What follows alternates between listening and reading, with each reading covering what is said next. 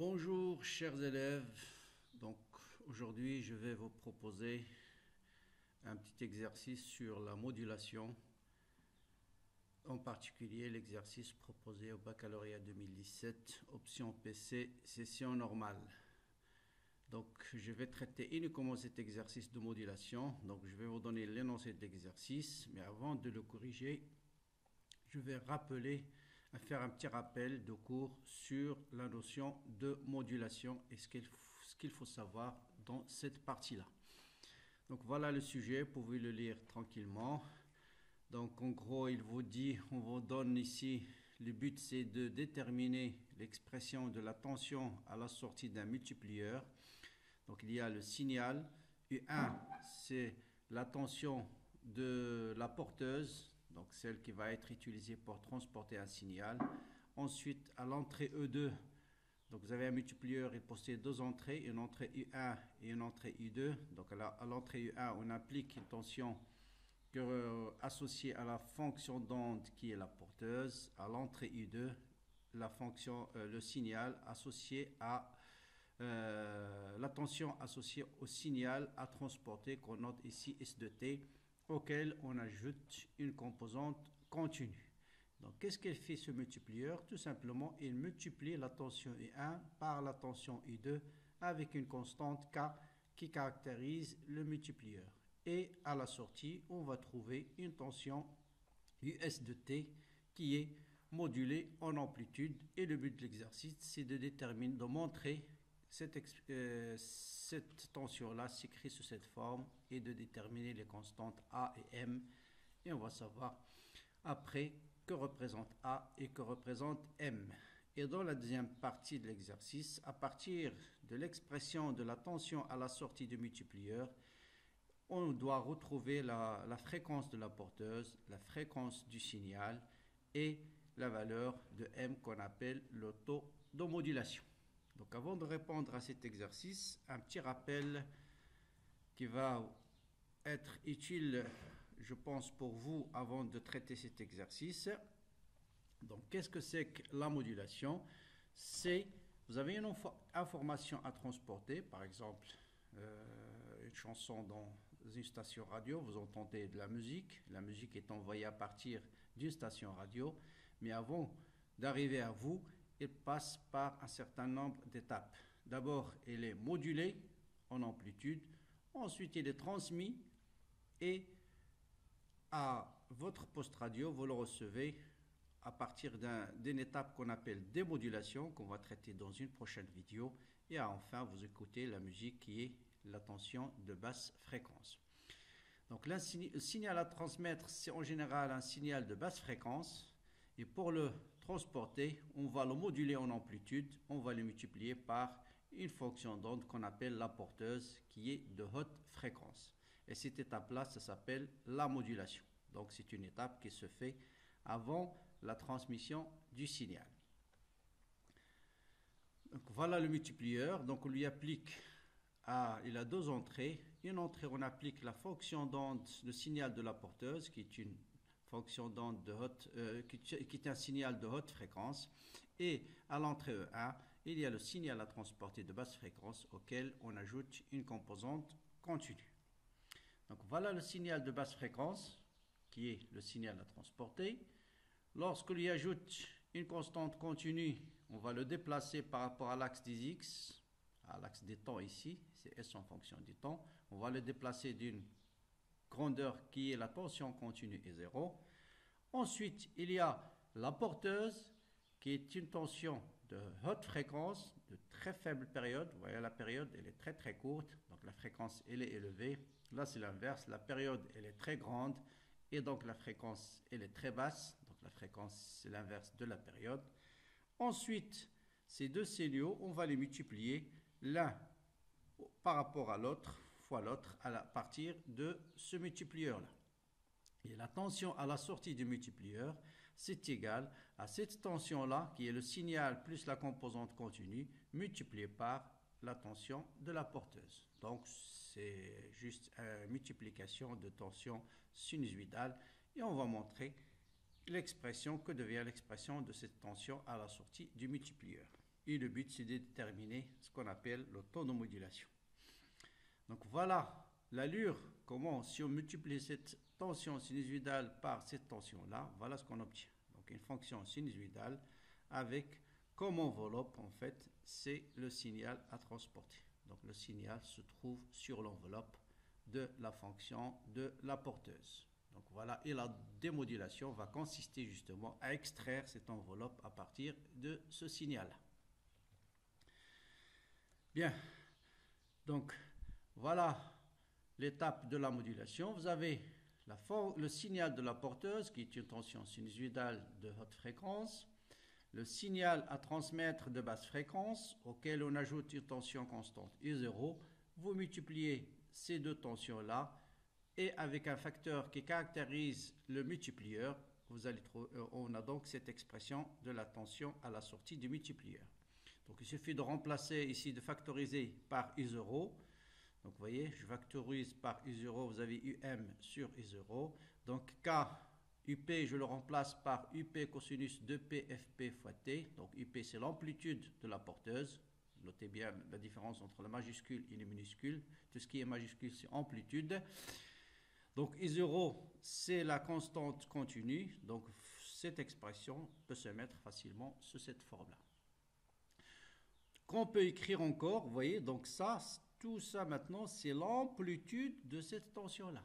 Donc tout ça, c'est l'amplitude multiplié par cosinus de pi fois la fonction de la porteuse fois t. Vous voyez maintenant l'amplitude, c'est cette expression-là. Et on pose US de t, c'est-à-dire l'amplitude de cette tension à la sortie du multiplieur, est égale à cette grandeur-là. Donc K UP U0 fois, je remplace UM par sa valeur qui est U grand M, son amplitude cosinus de pi fois la fonction, enfin la fréquence du signal sur I0 plus 1. Donc vous voyez, maintenant il suffit de poser petit m est égal à UM sur I0. Cette constante-là, on va la poser grand A et petit m, c'est ce qu'on va appeler tout simplement dans la suite le taux de modulation. Donc vous voyez, le taux de modulation, il a deux expressions. La première, c'est le rapport entre la tension du signal de basse fréquence à transmettre divisé par la composante continue qu'on a ajoutée au signal de basse fréquence. Donc voilà cette tension à la sortie du multiplieur. Donc en remplaçant UM sur I0 par petit m, tout ça par la constante A, on l'écrit sous la forme A facteur de M cosinus de pi fois FST plus 1. Souvent, on vous demande de redémontrer cette expression-là et de retrouver l'expression de M et l'expression de A. Donc vous voyez maintenant que cette amplitude de la tension modulée va avoir deux valeurs, une valeur maximale et une valeur minimale. Donc pour avoir la valeur maximale, il suffit de remplacer cosinus par sa valeur maximale qui est plus 1. Donc US max c'est A facteur de M plus 1. Et la valeur minimale, vous savez qu'au cosinus il varie entre moins 1 et 1. Et la valeur minimale de cosinus c'est moins 1. Donc la valeur minimale de cette tension c'est A facteur de moins M plus 1. Donc en faisant maintenant la somme et la différence de ces deux équations, la somme vous donne 2A et la différence vous donne 2A fois M. Donc je fais le rapport de cette équation sur celle-là. Donc vous voyez, le A 2A va se simplifier. On trouve tout de suite M est égal à US max moins US min sur US max divisé par US min. Qu'est-ce que c'est que US max et US min? C'est tout simplement l'amplitude. Donc voilà, vous avez ça, c'est la tension à la tension à la sortie du multiplieur. Sa valeur maximale, c'est là, vous lisez, souvent on vous donne cette courbe. Donc là, vous avez une gradation, par exemple 3 volts. Et voilà, US min, c'est la valeur minimale de la tension US de T. Donc voilà, US max, US min, souvent on les détermine à partir de l'expression de la tension à la sortie du multiplieur. Donc pour le taux de modulation, vous avez deux expressions, donc soit sous cette forme, ou bien UM sur E0, c'est-à-dire l'amplitude maximale de la tension de basse fréquence divisé par la composante continue qu'on a ajoutée. Donc ça dépend des courbes qu'on a. Pour obtenir une modulation d'amplitude de qualité, vous avez deux conditions qu'il faut retenir. La première, il faut que le taux de modulation soit plus petit que 1.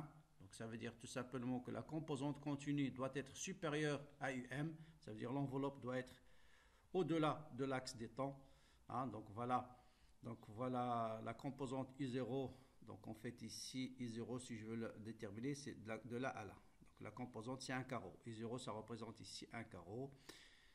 Et M, donc voilà, il faut que M soit plus petit que 1. Deuxième condition, il faut que la fréquence de la porteuse soit très très supérieure par rapport à la fréquence du signal. Souvent, s'il est 10 fois supérieur, on dit qu'on a une bonne modulation. Donc voilà, ici dans cette courbe, vous voyez bien la valeur du S max et US min. Donc c'est à partir de l'axe des temps, la valeur maximale de l'enveloppe, et voilà la valeur minimale de l'enveloppe.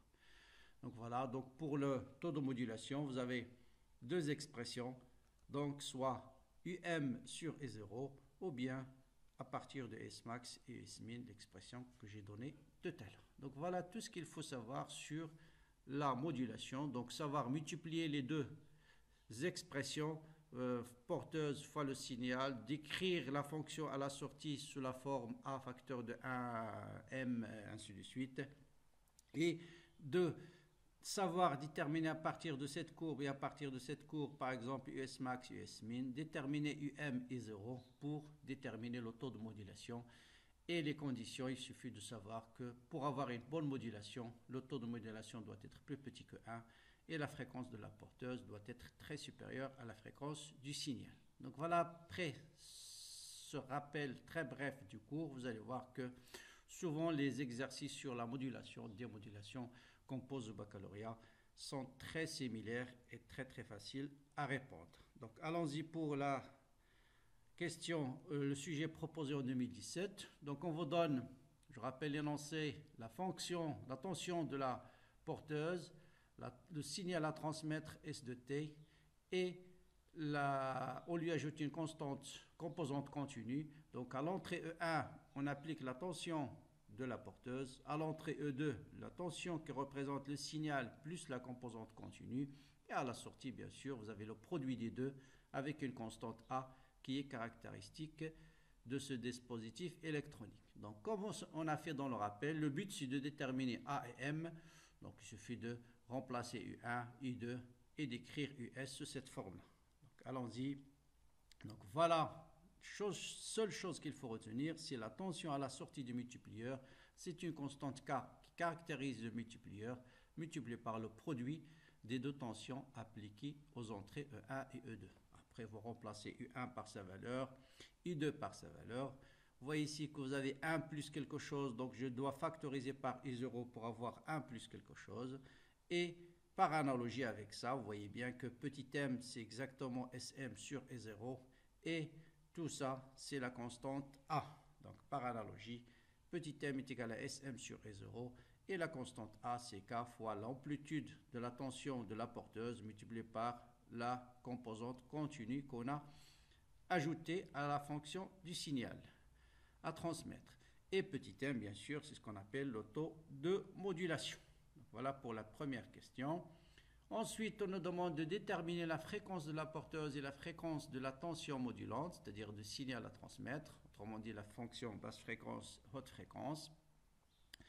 Pour la fréquence de la porteuse, c'est-à-dire la haute fréquence, il ne faut pas uniquement prendre une seule période et calculer l'inverse de la période. Parce que ici, la période elle est très faible, on risque de faire une erreur sur le calcul. Donc souvent, il vaut mieux mesurer 10 ou 20 périodes, ce qui est très facile, ça dépend de la courbe. Ici, vous voyez que on peut mesurer par exemple de là à là. Combien de périodes on a de là à là de la porteuse, et on va les compter. Donc voilà, première période, deuxième, troisième, quatrième, cinquième, sixième, septième, 8, 9 et 10. Donc entre ces deux maximums, vous avez 10 périodes de la porteuse. Donc 10 fois la période de la porteuse est égale à combien de là à là? Vous voyez bien ici que c'est en millisecondes. Donc vous avez ici 5. Donc ici vous avez 10. C'est 10 millisecondes. Donc la période TP c'est 1 milliseconde. La fréquence c'est bien sûr l'inverse de la période. Ne pas oublier de transformer le milliseconde en seconde. Et ça vous donne 1000 Hz. Ça veut dire 1 kHz. Maintenant, pour la période de la tension modulante, c'est-à-dire du signal basse fréquence, là, puisque la période elle est très grande, on va compter uniquement une seule période. Donc voilà, je rappelle là, le signal c'est l'enveloppe de cette tension-là. Donc voilà, la période c'est voilà le premier maximum et voilà le deuxième maximum de la porteuse. Donc la période TP c'est cette quantité-là, de là à là. Et de là à là c'est bien 10 millisecondes. Donc TS égale à 10 millisecondes, ça veut dire la fréquence de la porteuse. Par exemple, si le signal ici, non pas la porteuse, hein, il y a une erreur, c'est F110S, c'est 1 sur TS, c'est 100 Hz. Et vous voyez bien que la fréquence du signal, elle est très très faible par rapport à la fréquence de la porteuse, c'est exactement 10 fois. Est-ce que maintenant on nous demande de déterminer le taux de modulation et en déduire la qualité de modulation? Comme je disais tout à l'heure, il y a deux expressions du taux de modulation, soit UM sur E0 ou bien M c'est US max moins US min sur ES max plus ES min. Donc ça dépend de ce qui est facile à calculer. Bon, ici dans notre cas, je pense que c'est plus simple d'utiliser cette expression-là parce que c'est cette courbe qu'on nous donne dans l'énoncé. Donc vous voyez bien ici c'est l'enveloppe. On peut calculer S max, c'est exactement 3 millisecondes. Donc voilà. Et S min, donc c'est la valeur minimale de l'enveloppe. Et la valeur minimale de l'enveloppe, c'est ici, c'est là. Donc c'est exactement 1 volt. Et connaissant ES max et ES min, on peut déterminer facilement M et on trouve 0,5. Voilà. Maintenant, est-ce qu'on a une bonne modulation? J'ai rappelé tout à l'heure dans le cours que pour avoir une bonne modulation, il faut que M soit plus petit que 1. Donc, première condition est vérifiée. Et il faut que la fréquence de la porteuse soit au minimum 10 fois supérieure à la fréquence du signal. La deuxième condition est aussi vérifiée puisqu'on a trouvé 1 kHz pour la porteuse et 100 Hz pour la fréquence du signal. Donc, les deux conditions sont vérifiées. Et par conséquent, la qualité de la modulation, elle est très très bonne. Donc voilà pour la modulation. Bientôt, je vais poster une autre vidéo sur cette fois-ci la démodulation. Donc si la vidéo vous a plu,